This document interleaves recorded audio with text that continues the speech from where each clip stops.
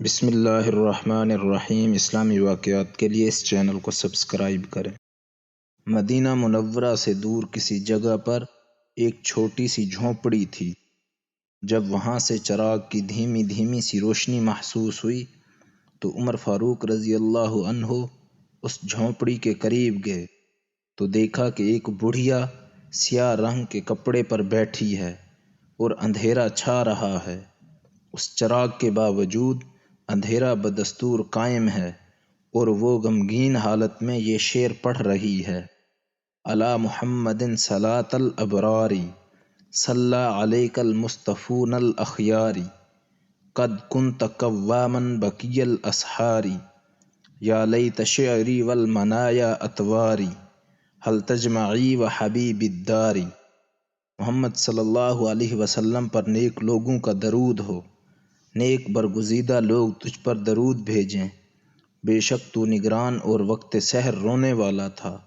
کاش مجھے معلوم ہوتا اور خدائی فیصلے مقرر ہیں، کیا تم مجھے اور میرے حبیب کو اس گھر میں جمع کر دو گے؟ بڑھیا کی یہ باتیں حضرت عمر رضی اللہ عنہ کے دل پر اثر انداز ہوئیں اور ان کو گزرا ہوا زمانہ یاد آ گیا۔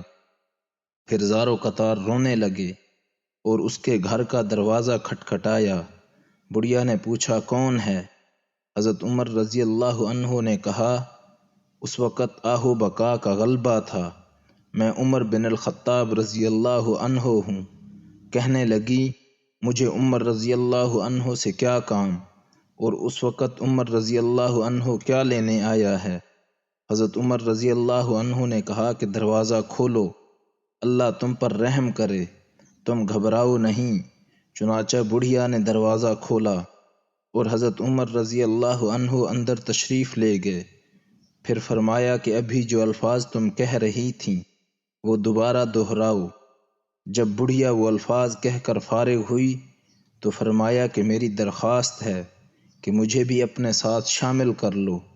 چنانچہ اس بڑھیا نے کہا وعمر فاغفر لہ یا غفار، یعنی اے غفار ہمارے ساتھ عمر رضی اللہ عنہ کی بھی مغفرت فرما۔ حضرت عمر رضی اللہ عنہ خوش ہو گئے اور واپس چلے گئے۔